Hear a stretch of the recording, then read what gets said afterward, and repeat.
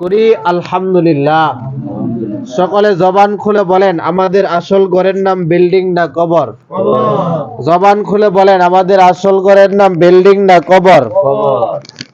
আল্লাহ রব্বুল আলামিন বলেছেন, আদ-দুনিয়া মাজরাতুল আখিরা।